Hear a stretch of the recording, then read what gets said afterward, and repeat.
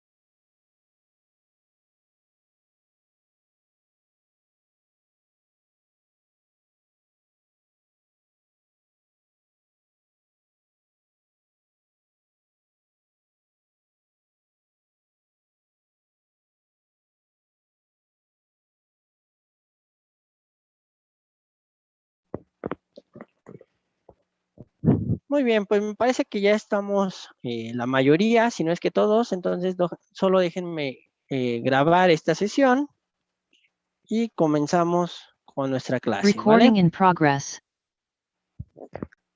Muy bien, buenas tardes a todos los que se van conectando también, los que no estaban, los que ya estaban también, buenas noches. Vamos a dar inicio con nuestra sesión del día de hoy y hoy algo que quiero que platiquemos, ya que es una sesión teórica, es hablar un punto muy importante que son los tipos de errores, ¿vale? No sé si recuerden que nosotros, ahora que hemos estado trabajando ya directamente en Python, de pronto nos aparece ahí algún mensaje y nos dice syntax error o nos dice type error. Ajá. ¿Recuerdan que nos ha aparecido ese tipo de mensajes? Sí, profe. Sí, ¿Vale? profe. Entonces, normalmente, un punto importante que a veces no consideramos dentro de la programación es que debemos nosotros de poder identificar ese tipo de error para tratar de intuir dónde podemos corregir o qué debemos de corregir para que con base en eso, entonces, ahora sí podamos nosotros establecer cuáles son los elementos, ajá, que posiblemente dentro de nuestra codificación sean los incorrectos y que debemos de cambiar, ¿vale? Ahora, normalmente podemos clasificar los tipos de error en tres grandes rubros: errores de sintaxis, errores semánticos y errores de ejecución. Cuando nosotros hablamos de un error de sintaxis, ajá, este es el error más común cuando comenzamos nosotros a programar. Y como es el más común, por ende, es el más sencillo de resolver. ¿Qué es lo que ocurre con este tipo de errores? Ajá. En la sintaxis, recuerden que nosotros muchas veces lo que realmente hacemos es escribir algún código que lleva en conjunto, dependiendo del método que nosotros utilicemos, posiblemente paréntesis, quizá comas, quizá necesita el uso de llaves, quizá necesita el uso de algún corchete, ajá, quizá necesita comillas.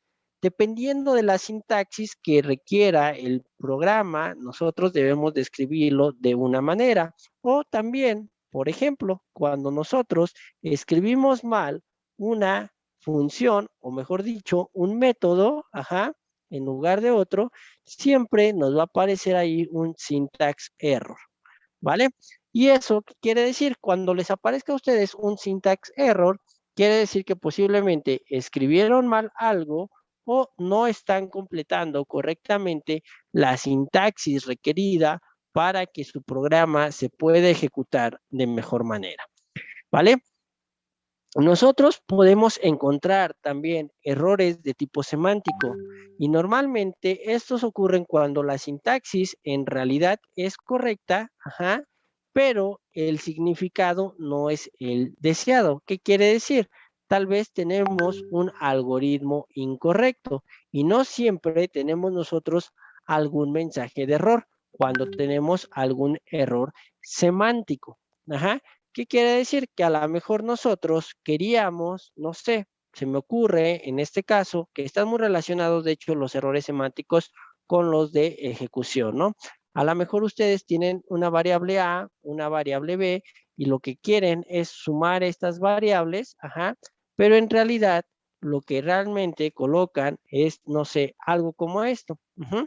Entonces, posiblemente el programa lo ejecuta, ajá, pero en realidad están cambiando el signo de su variable. Por lo tanto, la semántica que ustedes querían para la suma de dos elementos no es adecuada y entonces ahí están cometiendo en realidad un error al momento de estar trabajando con su programa, ¿no? Esto es muy relacionado con los errores de ejecución y que en algún momento, si no mal recuerdo, yo se los mencioné. Los errores de ejecución normalmente, como su nombre lo indica, aparecen hasta el momento en el cual ocurre una ejecución del código del programa. ¿Esto qué quiere decir? Quiere decir que normalmente nosotros podemos estar escribiendo algo, ajá, y posiblemente pudiera darse un error de usuario, un error de programación, es decir, un error por parte de quien programó el código o simplemente un error externo a lo que nosotros tenemos. ¿Cómo se pueden dar estos diferentes errores? Error de usuario pudiera ser que ustedes, a pesar de que le dicen que introduzca una variable y en este caso la definen como un entero, ajá, el usuario lo que les introduce es un hola. Uh-huh. Entonces, simplemente esto no va acorde con lo que realmente tenemos y por lo tanto se tiene un error de ejecución por parte del usuario, ya que no está introduciendo el dato correcto. Errores en la programación pudiera ser algo como esto. Dentro de las operaciones, ustedes pueden confundir quizá lo que están realizando o a lo mejor en mi condición, yo quería poner la comparación de cuando A es mayor a B, pero en realidad al momento de programarlo puse A menor a B y por lo tanto no se ejecuta mi estructura de control.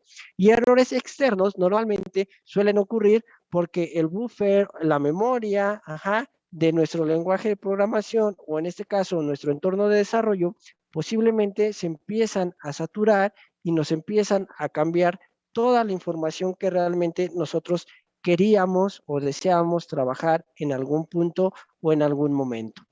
¿Vale? ¿Alguna pregunta, alguna duda hasta este punto?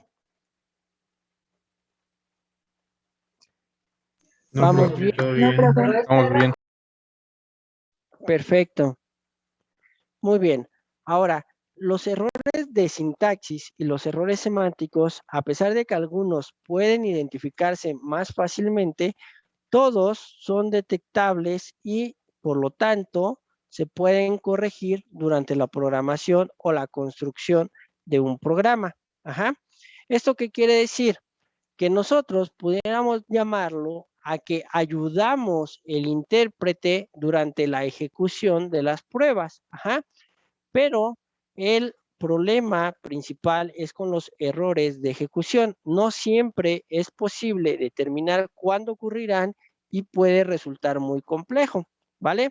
En ocasiones hasta casi imposibles de volverlos a repetir. ¿Por qué? Porque depende de lo que introduce el usuario. Vamos a hablar un poquito de los errores de sintaxis, los más comunes que nosotros podemos realmente encontrar, ¿vale? Los errores de sintaxis ya los habíamos mencionado, que es cuando no representan las reglas. Recuerden que la sintaxis son todas las reglas que me dicen cómo debo de establecer la semántica dentro de mi código de programación. Normalmente cometemos el error de que escribimos mal el nombre de los métodos, nos falta algún identificador, quizá nos equivocamos en alguna letra, es muy común, a todos nos pasa, no hay ningún problema en ese sentido, o también podemos tener errores en cuestiones de las agrupaciones, nos falta quizá un paréntesis o nos sobra, o necesitamos corchetes, comas, puntos, sobre todo esta parte de los puntos, me refiero cuando utilizamos las estructuras de control, el uso de los dos puntos para identificar dónde comienza mi estructura y dónde termina. Algunos ejemplos son los que les coloco aquí en la imagen. Puede ser que nosotros coloquemos esto, ¿no?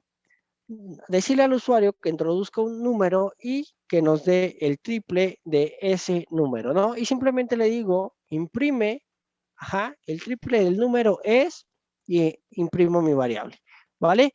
Pero, ¿qué es lo que nos falta aquí?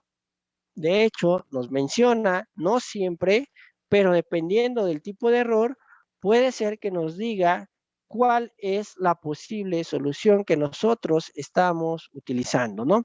Y de hecho, en la parte de error de sintaxis, les dice, estás olvidando paréntesis al momento de llamar el método print, ¿vale? Y por eso les sugiere o les dice posiblemente lo que querías colocar es esto, ¿vale?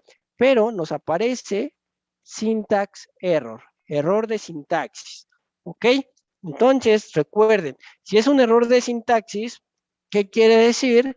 Que yo posiblemente lo puedo solucionar al volver a ver mi código y determinar si me falta algún signo de puntuación, algún paréntesis, o si me estoy equivocando en el nombre de los métodos o de mis variables, porque también puede darse el caso.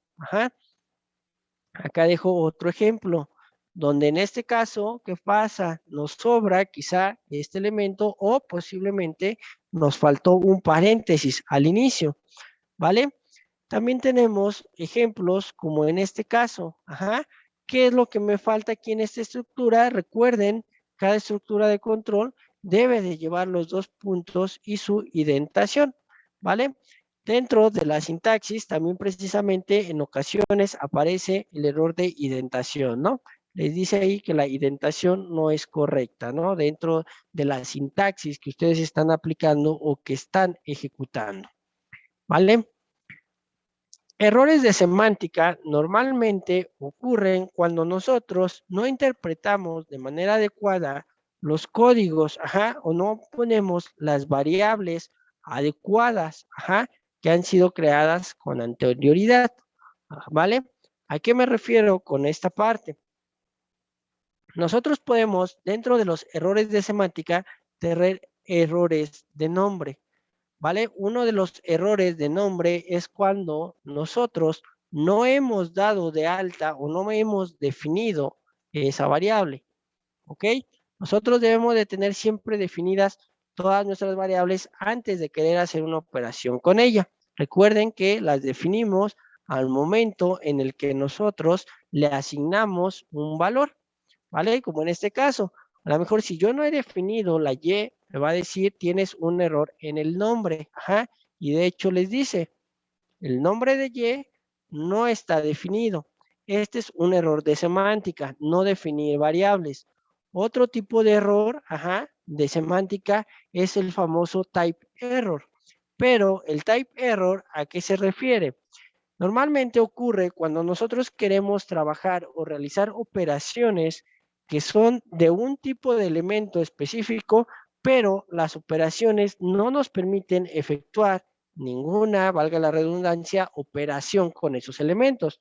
Como por ejemplo aquí tenemos dos valores que aparentemente son numéricos, por lo tanto, yo diría, puedo realizar la multiplicación de los dos datos, pero ¿qué ocurre? Que ambos están definidos como ¿qué? Como una cadena. Por lo tanto, pierden todos los atributos de la clase entero, es decir, de la clase int, y por lo tanto, una cadena no puede ser multiplicada con otra cadena. Y en este caso, por eso les aparece esta parte de aquí.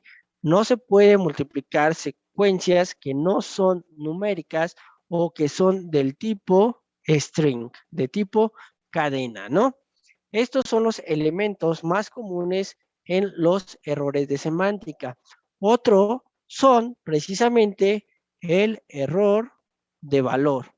¿Qué ocurre con el error de valor? Es muy semejante al error, al type error, ajá, pero en este caso es cuando nosotros a lo mejor sí tenemos el tipo de dato correcto, ajá, pero la operación no tiene ningún sentido. Por ejemplo, no tiene ningún sentido declarar un entero con una cadena. Lo que sí tendría sentido, tal vez, es si yo esta cadena la convierto a un valor numérico. ¿Por qué? Porque este valor de cadena, en realidad, en mi código ASCII, va a ser la representación como tal del número 8 y por lo tanto, sí lo puedo transformar a un entero. Pero si yo no tengo los elementos correctos, me va a mandar un error de valor, que quiere decir que el valor dentro de mis operadores no es el adecuado. Ajá. Otro error de semántica muy común y que todos lo tenemos en nuestra primera práctica y que no se los evalúe es precisamente el error de la división entre cero, ¿vale? Y ese en particular les va a aparecer cero division error, ¿ok? ¿Qué quiere decir? Nosotros no podemos dividir por cero ningún elemento que tengamos ahí en consideración, ¿vale? Entonces, posiblemente en nuestro programa de la división, nosotros debemos de especificarle al usuario que no se puede realizar esta opción o para que no nos aparezca el error, simplemente mandarle un mensaje en el momento en el que se comete dicho error. Y ahorita vamos a ver esa parte de cómo mandar los mensajes. ¿Ok? Tenemos, por ejemplo, otro error de semántica, son los famosos errores de desborde y les va a aparecer un mensaje como overflow error. ¿Qué quiere decir? Que esto depende muchas veces del resultado que es posible desplegarse en la pantalla por medio del lenguaje de programación. Ajá. Recuerden que los valores enteros, flotantes, booleanos y demás tienen una longitud de bits que son permitidas dentro de nuestro lenguaje de programación. Y por lo tanto, en este caso, hasta que se cumpla esa parte o si se excede ese límite, ese intervalo, ajá, quiere decir que ya no vamos a poder nosotros trabajar con los elementos o no vamos a poder realizar algunas operaciones simplemente porque excede las capacidades de nuestro lenguaje de programación. ¿Vale? No sé si tengan alguna pregunta hasta este momento.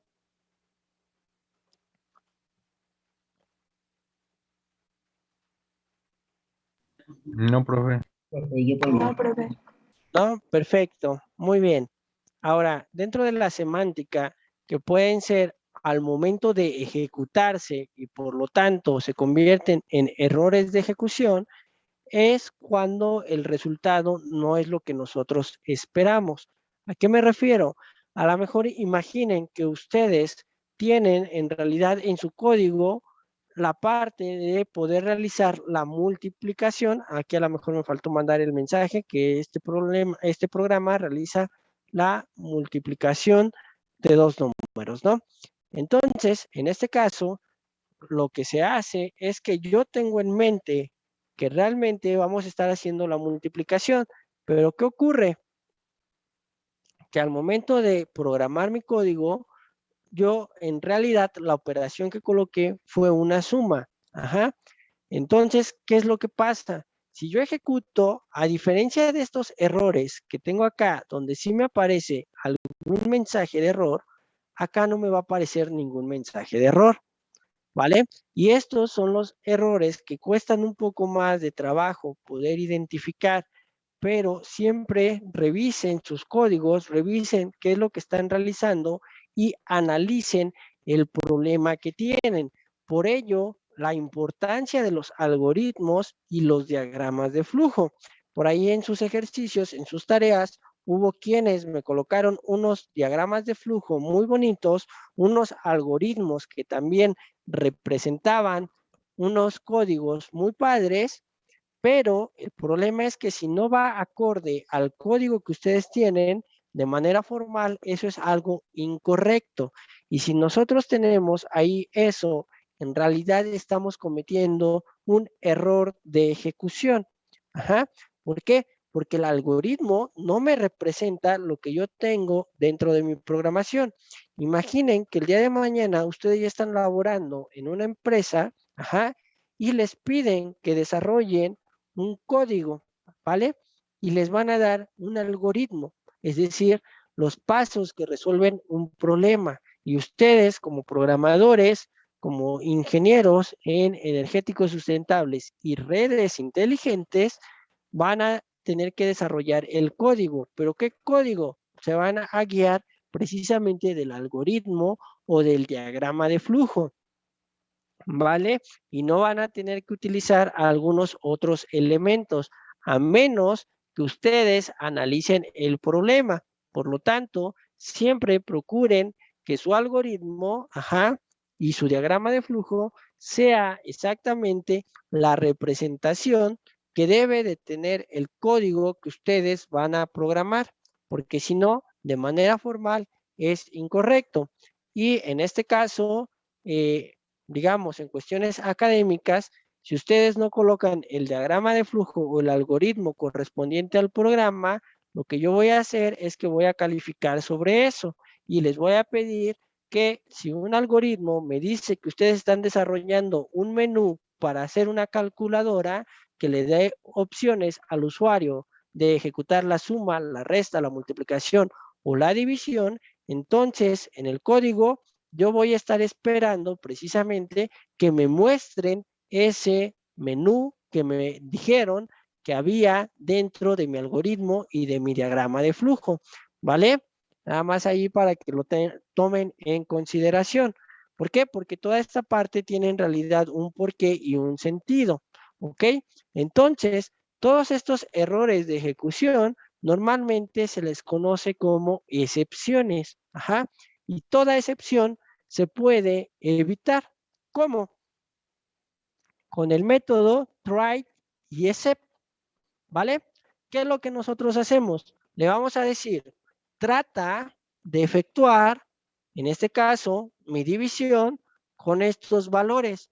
Pero si no se puede, si ocurre una excepción, es decir, si ocurre algún error, mándame un mensaje diciéndome que no se puede realizar porque matemáticamente no está definida una división entre estos valores, ¿vale? Y es lo que yo obtengo a la salida y ya no tengo mi error, en este caso, que me envía el programa o el mismo intérprete de Python de Zero Division Error, ¿ok? No sé si queda claro esta parte o el punto realmente a lo que yo quiero llegar es precisamente a estos dos elementos, a un try y a un except, ¿vale? ¿Cuál sería la forma más fácil y más sencilla de hacer un try except sin utilizar el método try y el método except? ¿Con un if? Exactamente, como menciona David, la forma más sencilla sería hacer un if y un else para tomar una decisión, ¿vale? Pero la ventaja del try y del except es que ustedes lo pueden utilizar para diferentes tipos de errores en realidad, ¿vale? Por ejemplo, pueden utilizar directamente, en este caso, utilizar directo la parte de el Zero Division Error, que es lo que nosotros colocamos dentro de la excepción, o podemos revisar el Overflow Error, ajá, o algún otro tipo de error que nosotros podemos comentar, ¿vale? Aquí les dejo de cualquier manera, en este caso, en la pantalla, cómo levantar ese tipo de excepciones, ¿no? O cómo realizar nosotros, en este caso, las excepciones. Y les dejo el link en las notas para que ustedes trabajen con él. ¿Vale? No sé si tengan alguna pregunta, chicos, alguna duda. No, No, profesor. profe. No, No, profe. profe. Perfecto, muy bien. Ahora, la idea de que ustedes también conozcan los tipos de errores, más allá de esta parte del try y del except, es precisamente que vayan identificando, a lo mejor cuando yo cometo un error dentro de la programación, cómo puedo quitar ese error y cómo puedo realmente corregir algún problema que yo tenga. ¿Vale? ¿Queda todo claro? ¿Algún comentario? ¿Alguna duda? Brandon, ¿todo bien?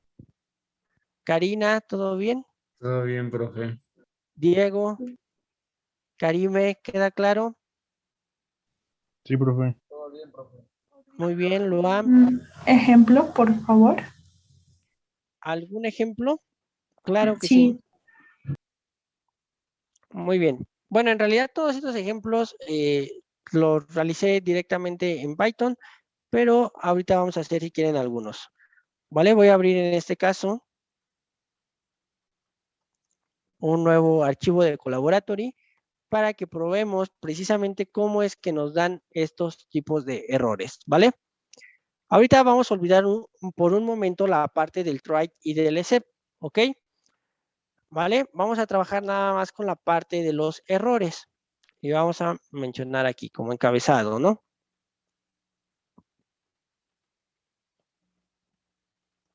Tipos de errores. ¿Vale? Normalmente, ¿qué puede ocurrir cuando nosotros cometemos algún error de sintaxis? ¿Vale? Yo voy a escribir, en este caso, como bien mencionó Karime, un error y ustedes van a tratar de identificar cuál es el error que a mí me está marcando dentro de mi programación, ¿vale? A ver, vamos a poner lo siguiente. Y este, de hecho, ya lo había hecho en alguna ocasión.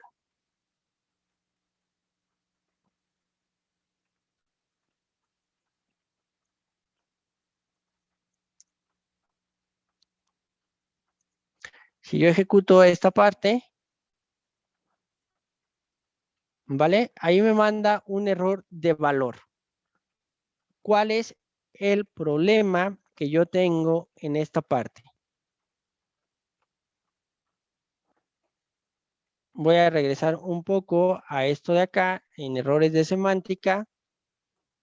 Y aquí voy a colocar esto en la pantalla un momento. Tenemos errores de valor. Dice, ocurre cuando los elementos son del tipo correcto, pero las operaciones no tienen sentido para estos valores. ¿Vale? Ahora regreso a mi código. ¿Ya hace falta condicionarlo? Está escrito al revés, ¿no? Exactamente, está escrito al revés. ¿Por qué? Porque nosotros no podemos, recuerden que habíamos mencionado, toda parte o todo elemento que nosotros solicitemos al usuario siempre va a ser de tipo cadena. Si vamos a trabajar de tipo cadena, ¿qué quiere decir? Que el dato que yo estoy solicitando acá es un valor entero, no tiene ningún sentido, ¿vale? Entonces, como esto no tiene ningún sentido, lo correcto es primero identificar la parte de el valor, en este caso el tipo de dato que es entero, y posteriormente colocar aquí el valor que yo quiero, la entrada de datos. ¿Qué quiere decir esto? Que en realidad hasta este punto la entrada de datos es una cadena, pero posteriormente al anidar métodos, que es otra de las ventajas que tenemos en Python, me lo convierte ahora sí a valor numérico. ¿Vale? Si yo ejecuto, ahí ya no tengo ningún problema. Me lo ejecuta de forma adecuada. ¿Qué pasa si yo coloco esto? ¿Vale? Nuevamente es un error de valor, pero es un error que ocurrió durante la ejecución. ¿Por qué? Porque el usuario, en este caso yo, estoy colocando un dato que no es acorde a lo que yo estoy solicitando como programador. ¿vale? Entonces, ese es un ejemplo de tipo de dato que me puede mandar o de tipo de error que posiblemente me esté marcando. Vamos a otro ejemplo. Vamos a ver si pueden identificar en dónde está el error, ¿vale?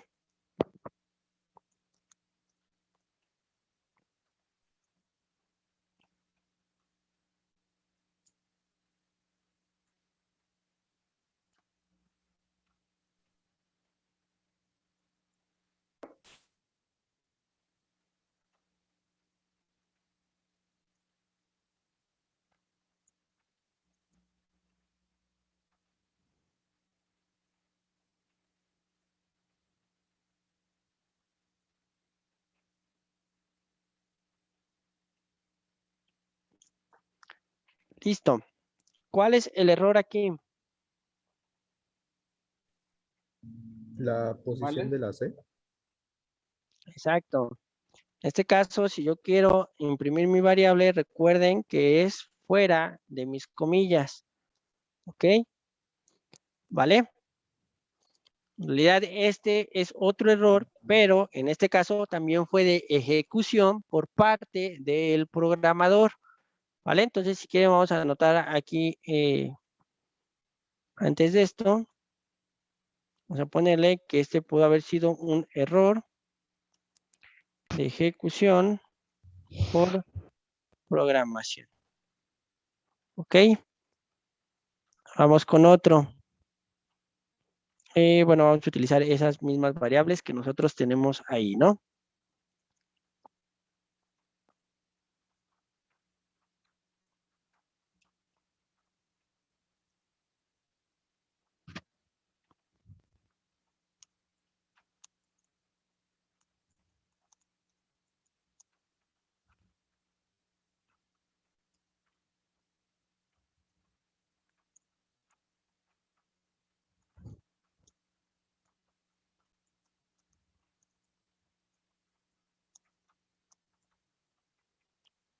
Y de entrada les coloco aquí que esto sería un error de sintaxis. ¿Cuál es el error?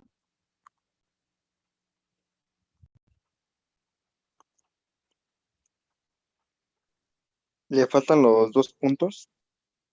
Exactamente, faltan los 2 puntos. Listo, ¿vale? Ahí están. Corregí, me vuelvo a marcar error.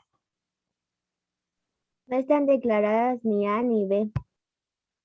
En este caso sí, porque ya los tenemos acá. Como yo ejecuté esta celda de código, en automático quedan declarados A y B, ¿vale? Otros 2 puntos en B. Porque ya están en memoria. En este caso, aunque yo no tenga condición, recuerden, también es una estructura de control. Ajá. Y entonces aquí también faltan los 2 puntos. Pero aquí de dónde tomó, esa es una buena pregunta. ¿De dónde tomó estos valores? Como les mencionaba, una vez que ustedes ejecutan, ajá, algún elemento, aquí o alguna celda con el nombre de las variables que utilizan posteriormente quedan totalmente definidas. Voy a hacer lo siguiente. Voy a reiniciar mi entorno de ejecución. Si se dan cuenta, ya no aparecen los corchetes. Quiere decir que no se ha ejecutado nada. Ajá. Y en este caso, si yo ejecuto, me aparece un error. ¿Un error de qué? De nombre. ¿Vale? Y es lo que comentó hace un momento. No alcanza a ver si fuiste tú, Ale, o quién mencionó. Ok, muy bien. Cuando normalmente las variables no estén declaradas, les va a aparecer siempre un name error, ¿vale? Si yo ejecuto ya quedan definidas A y B y por eso ya no me marca en este caso ningún error, ¿ok? No sé si va quedando claro esta parte. Karime, vamos mejor en la parte de los tipos de error. Entonces, esas serían como variables generales, profe. En este caso A y B. A, B Ajá. y C. A, B y C, en este caso, todo lo que nosotros declaremos dentro de Python normalmente son variables generales. ¿Vale? a menos que sea solo en un punto específico del código y necesitemos alguna variable local. Pero normalmente Python siempre se maneja con variables generales.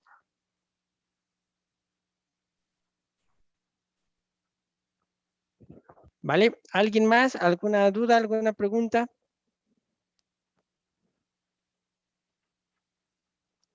La intención, de hecho, de esta clase, chicos, es precisamente que nosotros vayamos viendo los posibles errores que nos puede ir surgiendo al momento de programar y entonces cuando nos aparezcan esos errores, realmente nosotros podamos corregirlos o identificarlos de una mejor manera. No se preocupen, yo sé que a lo mejor pudiera ser un poquito confuso, un poquito complicado el tipo de error, pero poco a poco nos vamos a ir familiarizando más con las sentencias, con las estructuras, ajá, con la sintaxis, y por ende, cuando nosotros estemos realizando todas estas cuestiones, se van a dar cuenta que va a ser más sencillo el poder identificar los distintos tipos de error que posiblemente tenemos dentro de la programación. Pero esto es algo que, a mi parecer, muchas veces cuando estamos aprendiendo a programar, nadie nos lo dice. Normalmente siempre ocurre que tenemos algún error y le preguntamos al profesor, profesor, me marca un error. Lógicamente, el profesor, como ya empieza a tener cierta experiencia dentro de la programación y de los lenguajes, y posiblemente conozca los tipos de errores que surgen, simplemente les va a decir, tienes un error en este punto. Pero más allá de que un profesor les pueda decir en dónde está el error, lo importante es que ustedes aprendan a analizar cuáles pueden ser esos posibles errores. Ajá. ¿Por qué? Porque el día de mañana ustedes van a ser los programadores. Y si yo conozco como programador qué tipo de error me puede marcar o en qué pudiera estarme equivocando, va a ser más fácil el que identifiquen el error y puedan corregirlo. O puedan evitarlo utilizando los métodos de try y except, que más adelante vamos a profundizar en esa parte, ¿vale? Pero hasta este momento lo que me interesaba era que ustedes conocieran precisamente los tipos de errores más comunes que les pueden marcar, que siempre va a ser generalmente el syntax error, que es porque recuerden, tenemos escrito quizá algo mal dentro de nuestra programación, no estamos llevando a cabo de manera correcta toda la sintaxis que nos pide para algún método, ajá, o para efectuar alguna operación. Cuando tengamos algún error de nombre en automático, ustedes ya van a saber ahora que es porque yo no he definido alguna variable. Y la ventaja de Python, en este caso el intérprete que se utiliza por medio de Colaboratory, les dice cuál es la variable que no está definida. Y es todavía más sencillo de poder identificar el error. ¿Vale? Normalmente, digo, aún a mí van a ver que a lo largo del curso, cuando esté dando algunos ejemplos, algunas cuestiones, también me va a marcar algunos errores. Pero ustedes, con la experiencia que estoy seguro que van a ir adquiriendo, entonces me van a poder decir, profesor, se equivocó, le faltó un paréntesis, le faltó una coma, y eso lo van a ir haciendo de forma natural. ¿Vale? No sé si alguien tenga alguna pregunta, chicos, alguna duda.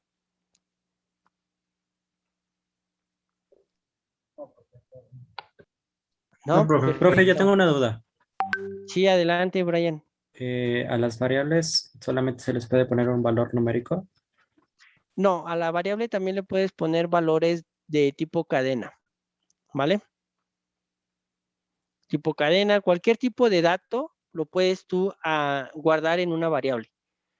Recuerda que nosotros vimos que tenemos diferentes tipos de datos, ¿no? Tipos de datos numéricos, tenemos tipos de datos de conjunto, tenemos tipos de datos booleanos, que puede ser true, false, tipos de datos cadena, y a cualquier variable tú le puedes asignar un valor ahí, sin ningún problema, ¿vale? Y no te va a marcar ningún error. Sí, gracias. Muy bien. ¿Alguna otra pregunta?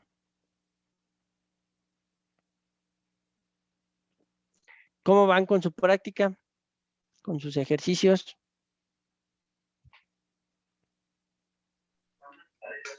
Bien, profe. Oiga, ¿podría referir, bueno, había dicho unos libros, ¿no? Para ver cosas así como qué significan. ¿Usted sí dijo eso o nos podría dar alguna referencia de algún libro para, bueno, para estudiar más? Ok. Las referencias como tal no es un libro, en realidad es una información que yo encontré en la red, es un link que les voy a dejar aquí en este caso en la presentación. Simplemente aquí, bueno, vamos a entrar de una vez, ¿vale? Que está dentro de la documentación como tal de Python, ¿ok? Y aparece así como OS exception, ¿vale? Que son todas las excepciones que normalmente les pueden ocurrir. ¿Qué es una excepción en realidad? Un error que les puede aparecer y pueden tener un error, por ejemplo, de entrada, salida de datos, que aquí les dice que pueden ser los caracteres que no están bien escritos, un error de conexión, diferentes tipos de errores o de elementos que ustedes pueden tener, de que no existe el archivo que están trabajando, que no fue encontrado, ocurrió una interrupción, todo este tipo de errores les pueden aparecer a ustedes y mediante esta información, ¿vale? Que yo les dejo aquí, que es el manual que está en línea por parte de Python, en realidad ustedes pueden ver esta parte de poder estudiar un poquito más los tipos de errores o excepciones que les pueden marcar, ¿vale? Si quieren se los dejo de una vez en el chat, pero les comento que esa es la parte que nosotros tenemos en las notas de clase, ¿no? Va a estar ahí, ¿vale? Era lo que me refería con la referencia o en dónde podían buscar un poco más de información respecto a esto. Gracias, profe. No, ¿de qué, Braulio? Bien, chicos, no sé si alguien tenga preguntas, dudas, comentarios hasta este punto. Y les comentaba que cómo iban con su práctica, mencionaban que ahí van, ya la terminaron, ¿cuántas personas les hace falta? A mí nada más falta el último código. Ok, muy bien. Sí, Karime. Sí, de hecho, bueno, la de los números, esa es, si es menor o mayor que 0, ¿verdad? Bueno, las de número positivo o negativo. La de Pero, positivo, negativo, esas pues no hay problema, pero las de sensor y consumo de energía, esas como que me están costando un poco. Ok, de hecho me imagino que esas son las que posiblemente les van a costar un poquito más de trabajo, porque en realidad no es simplemente el tomar una decisión, ¿no? Ahí hay que analizar un poquito más la parte de lo que nos dice o lo que nos menciona como tal el problema, ¿vale? Uno de ellos les dice que son, creo que 6 lecturas, no sé si me equivoco, o 4 lecturas, no recuerdo, ¿vale? Pero lo que son 6, ok. Lo que tienen que realizar entonces es poner los puntos importantes, ¿vale? Como sugerencia. Tienen entonces que realizar 6 lecturas. Recuerden que yo les comenté que estos iban a ser datos porque no vamos a conectar como tal algún sensor ni nada. Estos son datos que introduce el usuario, ¿ok? Y posteriormente les dice el problema que ustedes tienen que hacer el cálculo, cálculo del promedio de esas lecturas, ¿ok? Entonces, en realidad en ese punto, en esa parte, no tenemos tampoco algún problema, ¿no? Es decir, aquí Entonces, hacemos... Sí, adelante, Karime. entonces lo que se hace es que se suman, bueno, el usuario introduce las lecturas, se suman, luego se divide entre 6 y ya está. Exactamente, esa es la única Ok. operación que van a realizar aquí. Aquí, ¿cuál es el detalle o cuál es el punto? ¿En qué momento voy a hacer ese cálculo? ¿Vale? Esa es realmente la intención de este ejercicio. En realidad, la operación es súper sencilla de calcular en este caso el promedio de las lecturas. Es hasta cierto punto un tanto absurdo, ¿no?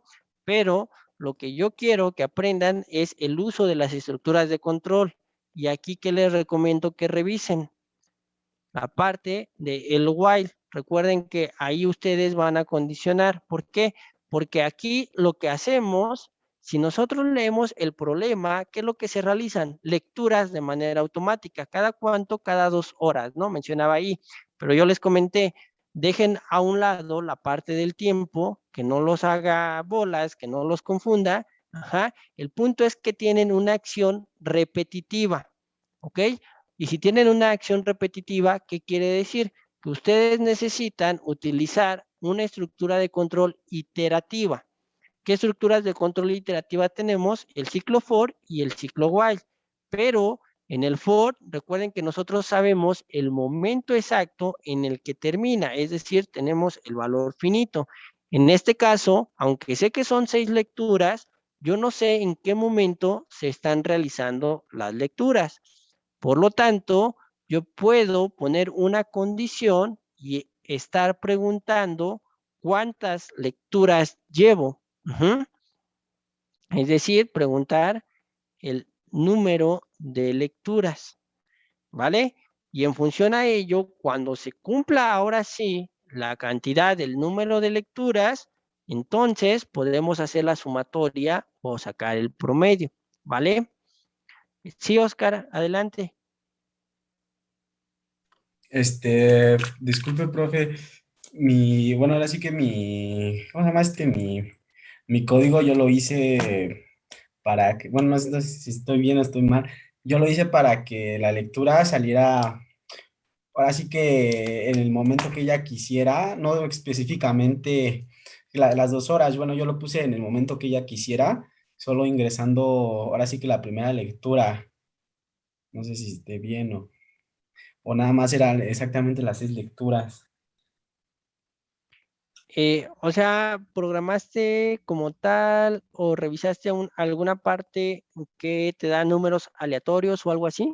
No, haga de cuenta que bueno, es que el problema dice que pues se quieren hacer.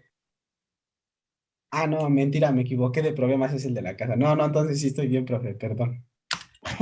No, es que me Ok, confundí no, perdón. no, descuida, Oscar. Me imagino que a lo mejor te referías al otro, porque el otro sí son valores muy específicos, ¿no? En realidad el otro también no es tan complejo. Este, digamos, es para el primer ejercicio, ¿no? De los de problemas con intención real.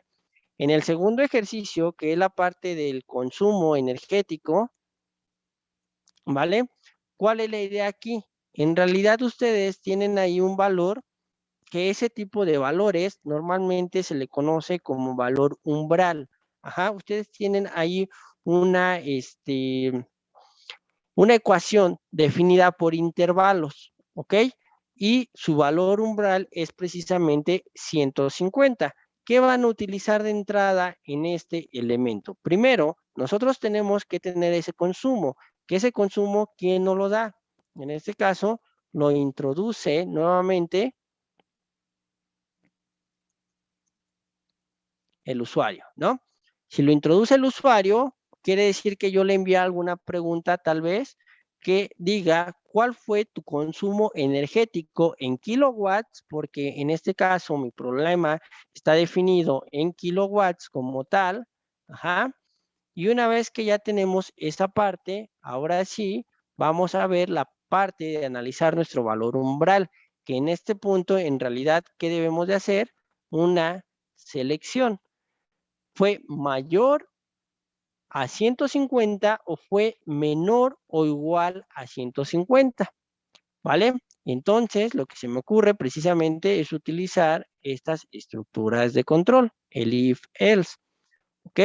Solo como sugerencia también, chicos, ahí consideren una parte, yo les recomiendo que lo hagan con if, el if y un else.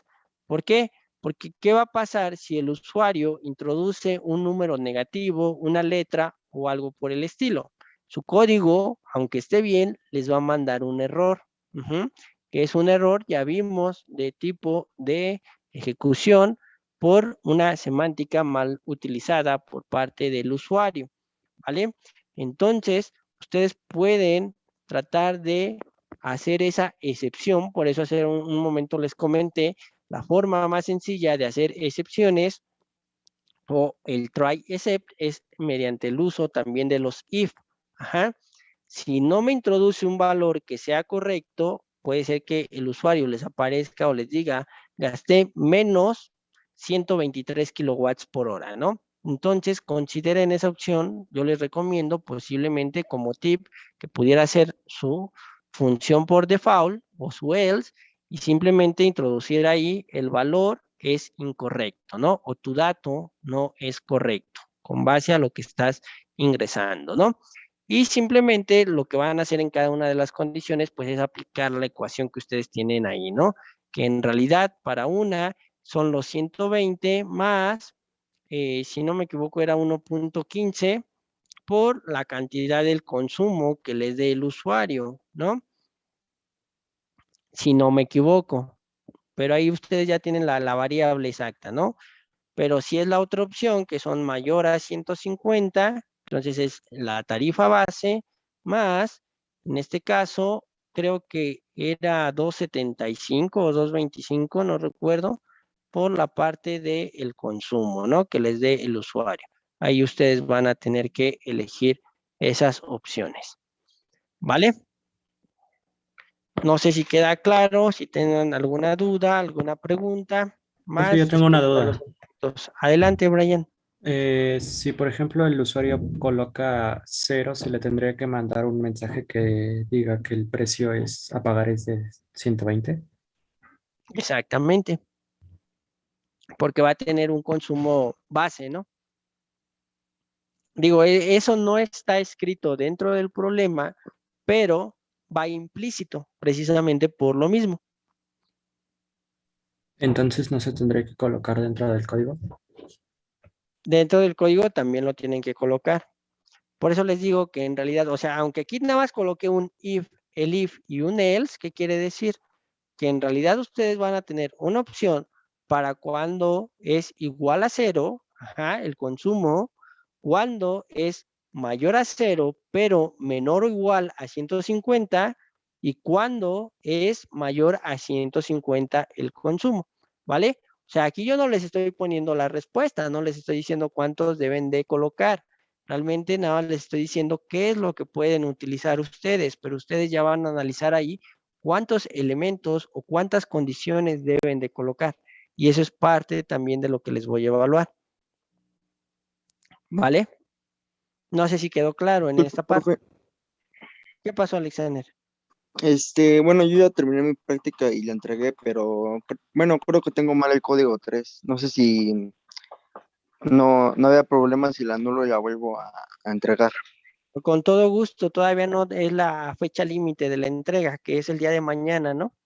Entonces todavía tienen tiempo, quienes ya lo entregaron o quienes ya van avanzados, a lo mejor ahorita pudieron darse cuenta, me faltó considerar estos aspectos, me faltó considerar aquello, ajá, o a lo mejor hubo de las personas que ya lo entregaron, a lo mejor hay quien diga, entonces lo que realicé está bien, igual lo pueden dejar ya sin ningún problema.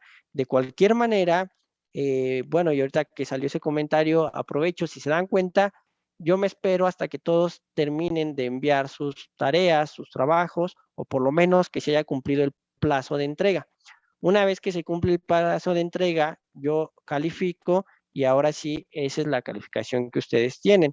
Si durante el tiempo tienen que realizar alguna modificación o algo, lo pueden hacer sin ningún problema y no será considerado como tal, como parte de su calificación. Pasada la fecha de entrega, ahora sí ya no pueden hacer ningún cambio en ese sentido. ¿Vale? Por eso es que normalmente, digo, sobre todo en una materia como programación, la realidad es que en cuestiones de teoría sí deben de aprender algunas cuestiones elementales, unas cuestiones básicas, pero desde mi punto de vista van a aprenderlo más si ustedes lo practican.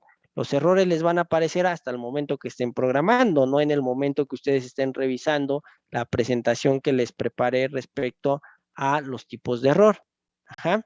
Lo mismo ocurre ahorita, a lo mejor ustedes analizaron de una manera, ahorita ya se dieron cuenta de que podían haber analizado otros puntos, otros aspectos, ¿ok?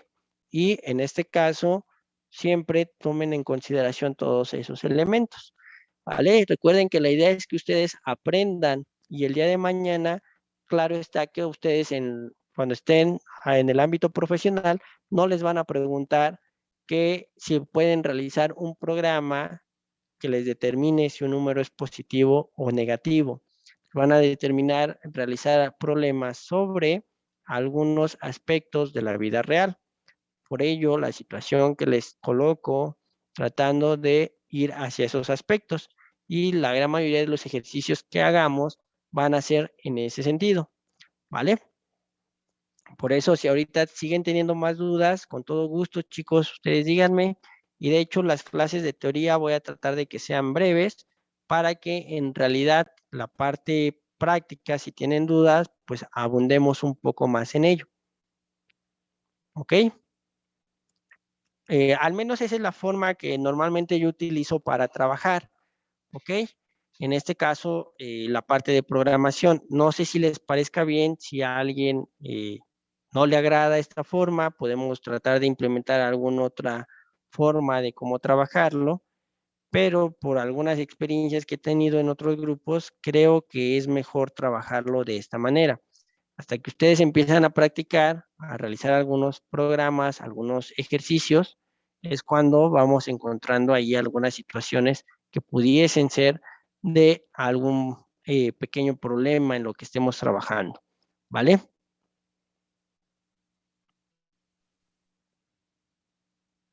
Oiga, profe, Sí, Marco. bueno, pero lo del segundo, es que no he hecho el segundo, bueno, la parte esta de los de energía, que Ok. dejó ahí de la práctica. Bueno, yo no lo he hecho, pero, o sea, me quedó la duda ahorita que está Ajá. dando, o sea, las cantidades, dijo alguna, o sea, algo así como cantidades predeterminadas para el problema, pues, o es ahora sí que datos aleatorios que podemos poner. O sea, valores no es necesariamente que usted haya puesto. En este caso, los únicos, como tal, los únicos valores que les di en el problema es el valor umbral en uno, que es de 150, la tarifa base, y ahí les di una ecuación, que son los datos que ustedes van a tener que considerar. Y en el primero, la parte de las 6 lecturas, ¿vale? Son los únicos datos, digamos, que están establecidos. De ahí en fuera, el dato que introduce el usuario puede ser el que ustedes deseen, puede ser aleatorio sin ningún problema. Pero, ¿cómo? O sea, 6 lecturas, es que es que ahora sí me confundí un poquito ya. O sea, ¿cómo? ¿6 lecturas son los datos que usted está como poniendo o cómo? Ya entendí. En este caso, este es para el problema, si no me equivoco, sería el problema 3, ¿no? Sí, el problema 3 y bueno, es que está la lectura de un sensor y el cálculo de consumo de energía. Ajá, pongámoslo así que este es el problema de la lectura del sensor,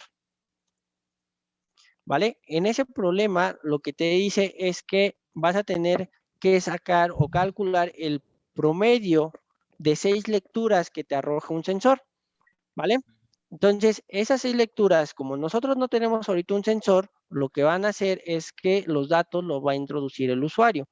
Quiere decir que 6 veces va a introducir el usuario una lectura, ¿vale? Y ustedes, como tip, pues el número de lecturas lo van a ir verificando con la estructura de control de while, que ya vimos nosotros o ya explicamos ahí dentro de la parte teórica, ¿vale? Esa es la parte a lo que me refiero con las 6 lecturas, a los datos que introduce el usuario. Es decir, va a introducir un dato, ¿vale? Mi programa ahora va a preguntar, ¿ya fueron los 6 datos? No, no han sido los 6 datos. Ok, introduce un nuevo dato por parte del usuario. Vale, ya lo introdujo. Ok, ahora vuelvo a preguntar, ¿ya son 6 datos? No, siguen siendo apenas 2. Entonces, vuelve a introducir otro dato. Ajá. Así hasta que se cumplan los 6. Y ya posteriormente se hace el cálculo precisamente de, en este caso, el promedio de las 6 lecturas. Eso para el ejercicio o el problema de las lecturas del sensor. Para el problema del consumo energético, lo que se tiene en realidad es que el usuario va a introducir cuánto ha consumido, supongan ustedes, en un mes, 2 meses, no lo sé, una X cantidad, que eso lo eligen ustedes, ¿no? Al momento de que coloca el usuario. Pero aquí el punto es que ustedes tienen una ecuación dividida por intervalos. o definida en intervalos, en donde tienen precisamente un valor, en este caso es una constante ahí de 1.15 por X, donde X entonces es realmente el consumo. Ajá.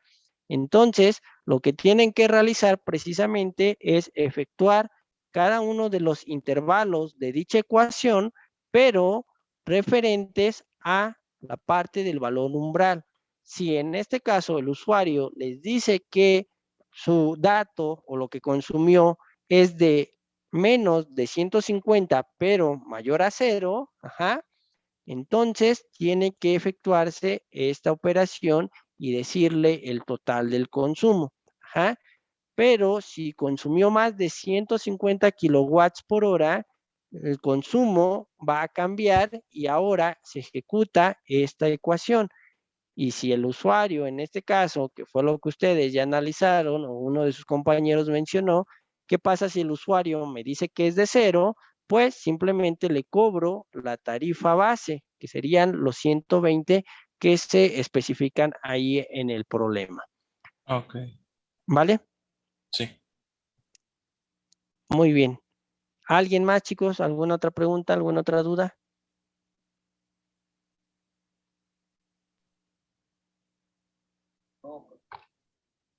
Perfecto, muy bien. Profe, yo creo que ya me equivoqué con lo de la lectura del sensor, porque no tengo como tal bueno, sabes que yo puse para que pusieran los datos y cuando se escribiera el número 0 terminara de promediar. No sé si esté bien. Ah, ok. En tu caso, digamos que tú colocaste para una N cantidad de mediciones, no solo para las 6. Sí, Déjalo así, pero tu diagrama de flujo y tu algoritmo que sean con base en ese código, ¿vale? Cuando entregues tu práctica, ok, profe. para que ya no lo tengas que modificar. Sí, gracias. No, de que al contrario, Brian. ¿Alguien más, chicos? Digo, la parte de detectar si un número es positivo, negativo o cero, esa es más sencilla, ¿no? En realidad es directo y simplemente es para que ustedes sigan ahí practicando esta parte de las estructuras de control. Vamos a hacer algunos otros ejercicios, ajá, para que ustedes sigan realmente practicando todos estos elementos y toda la parte que nosotros estamos viendo con los tipos de datos, los operadores, y ya vamos a empezar a trabajar también algunas otras librerías, ¿no? Pero dentro de este primer departamental, pues sí, quiero que quede bien claro toda esta parte de las estructuras de control, los diagramas de flujo, los algoritmos, porque también por ahí en su primer práctica a algunas personas les marqué que revisaran o repasaran los símbolos, ajá. Recuerden que cada uno de los procesos en un diagrama de flujo cambia, ¿vale? ¿Qué quiere decir? Si yo voy a poner el inicio, es un símbolo muy particular que es, en este caso, un óvalo, ¿no?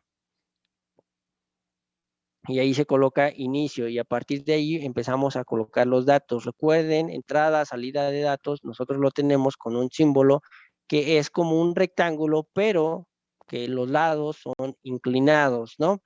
Si nosotros vamos a hacer un proceso, es un rectángulo nada más. Si vamos a imprimir datos, tenemos algunas opciones que yo les dije que cualquier símbolo que utilicen de impresión se los iba a considerar como bueno, no hay ningún problema. Pero no coloquen otros símbolos que no son para el proceso que están indicando, porque si no, eso es incorrecto. Y aunque en esta primera práctica no se los evalúe del todo, en las siguientes sí se los voy a estar evaluando, ¿vale? Porque ya hicimos ahí algunos ejercicios, algunos diagramas, de hecho, bueno, algunos ejemplos se los coloqué yo en realidad y con su investigación que ustedes hicieron de los diagramas de flujo, en realidad yo considero que no es tan complejo el que ustedes estén practicando o verificando el tipo de diagrama de flujo que se debe de utilizar, ¿vale?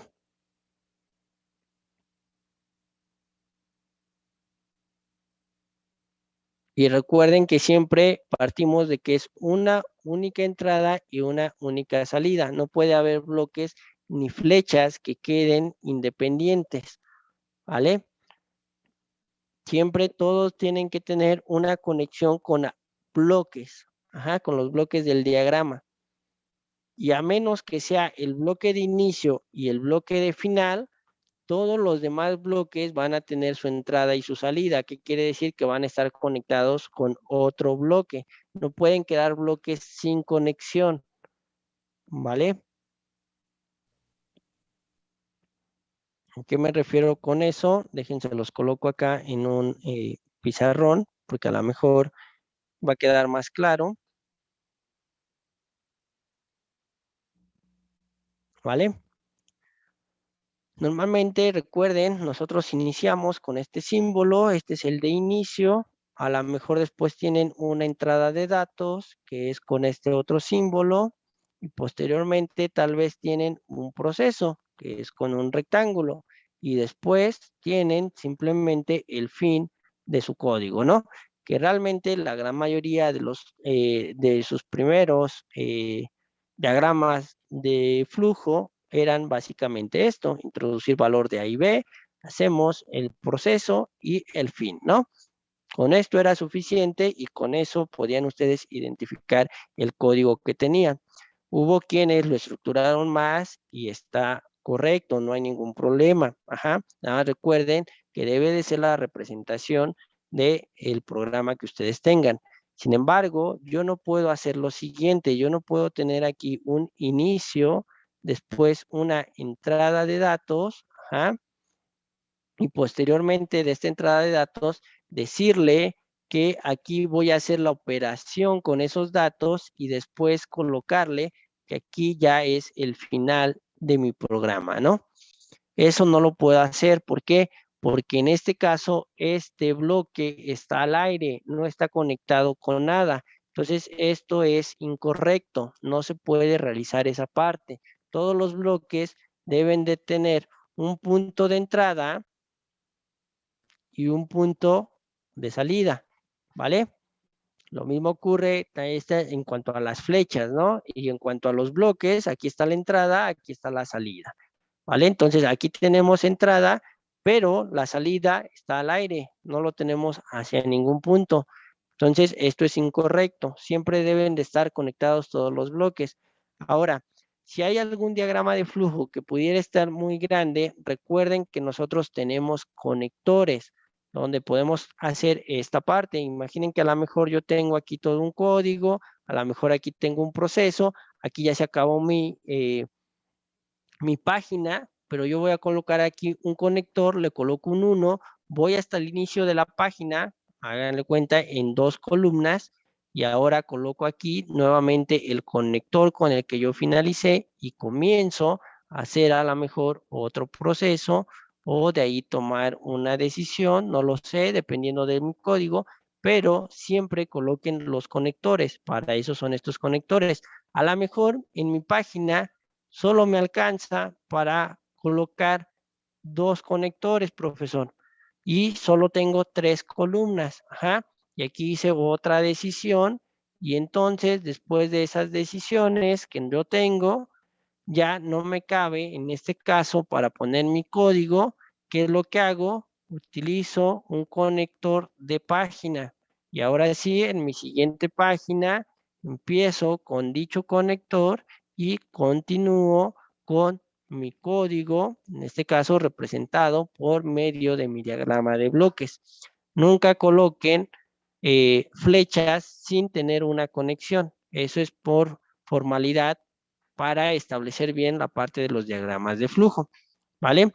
Que eso era parte de la investigación que les había dejado de tarea de los diagramas de flujo. Que ustedes vieran también esta parte, para eso existen esos conectores, ¿vale? Pero ahorita ya no debe de haber tantas dudas, porque ya les mencioné qué es lo correcto, qué es lo incorrecto. Yo tampoco puedo poner algún diagrama de flujo en donde únicamente yo coloque aquí un recuadro y ponga esto es inicio, pongo aquí otro recuadro y les digo que esto es entrada de datos, lo voy a poner como int, y otro que le diga que este es el proceso, y otro recuadro donde yo diga que esto es fin, ¿vale? Esto también es incorrecto. Cada bloque está diseñado para una función en específico. ¿Ok? Por eso la tarea de identificar ustedes realmente cuáles son cada uno de los bloques para colocar ahí sus diferentes procesos, sus entradas de datos, inicio, final, ¿vale? ¿Alguien tiene dudas respecto a los diagramas de flujo?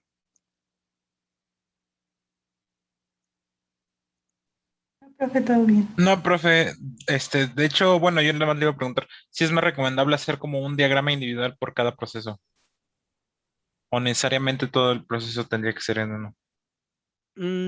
Normalmente depende de la lógica de la programación de cada uno de ustedes. No hay ningún problema si a lo mejor dentro del programa se necesitan hacer 2 o 3 procesos, pero es dentro del mismo programa, entonces sí pueden colocar 3 bloques de proceso seguido, ¿no? ¿A qué me refiero? Que a lo mejor en este caso ustedes imaginen que hay alguien que programó de la siguiente manera, ¿no? Recuerden que tenemos ahí en este caso el 1.15 por X cuando X es menor o igual a 150, ¿no? Y el otro que era creo 275, o la verdad no recuerdo, cuando X es mayor a 150. Habrá quien a lo mejor dentro del código diga, ¿sabe qué? Yo primero voy a hacer en este caso el 1.15 y lo voy a multiplicar por la X o por el consumo y este va a ser mi valor intermedio B y después calculo C, que sería 120 más mi resultado de B. ¿Eso qué quiere decir?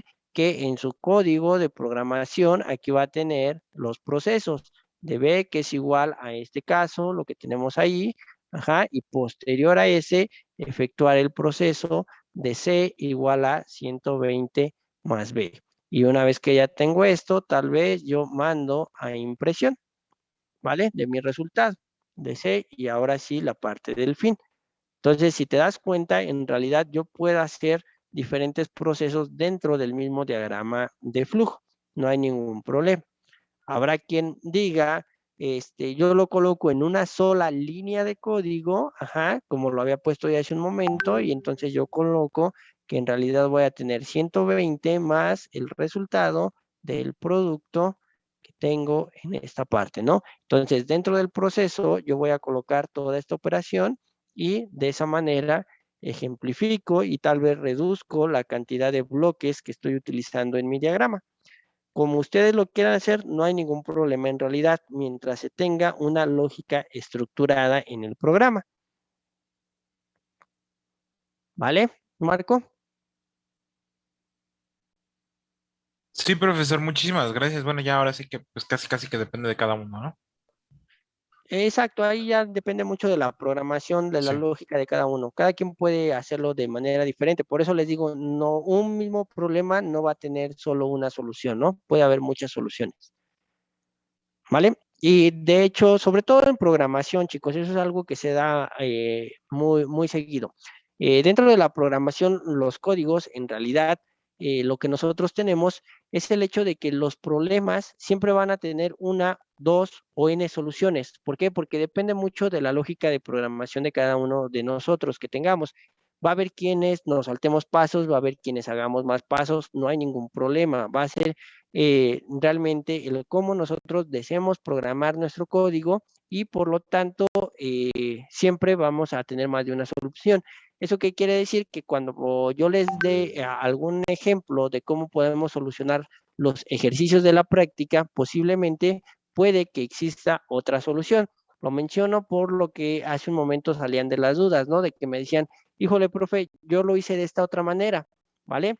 También puede ser que sea el resultado, no necesariamente lo que yo les propongo es el único resultado. Puede haber otras formas de solución. Así ocurre dentro de la programación, porque el procedimiento puede ser distinto, pero el resultado final, que es la resolución del problema, siempre debe de ser la misma, ¿vale? Recuerden que dentro de los algoritmos deben de ser concretos y siempre, por regla, para todos los valores que yo coloco, me debe dar la misma solución cuando mi entrada es la misma, ¿vale? No sé si tengan más preguntas, chicos, más dudas. Los noto ya un poco callados. ¿Ya se empieza a complicar esta situación o qué pasó?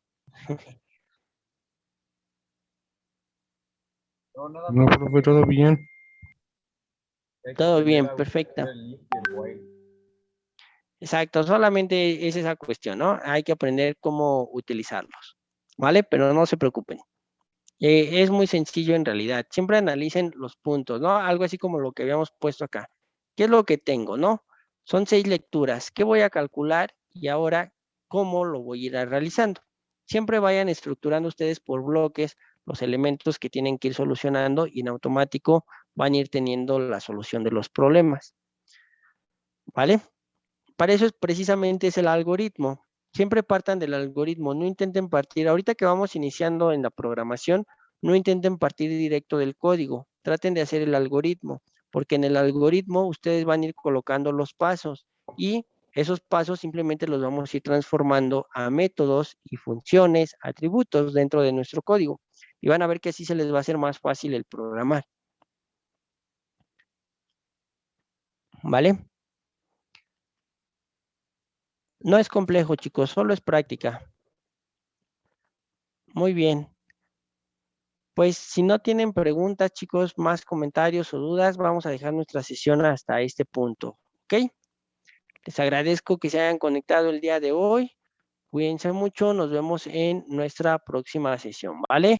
Que tengan bonita noche. Profesor, disculpe, ¿cree Recording que me stopped. podría dar unos minutos después de la clase? Claro que sí, Manuel, sin problema. Ok, ¿Vale? gracias. Espero. No, de qué, hasta luego. Gracias. Que Nos tengan vemos bonita hasta noche. mañana. Cuídense, Hasta chicos. luego, Nos profe. vemos. Cuídense, bonita noche.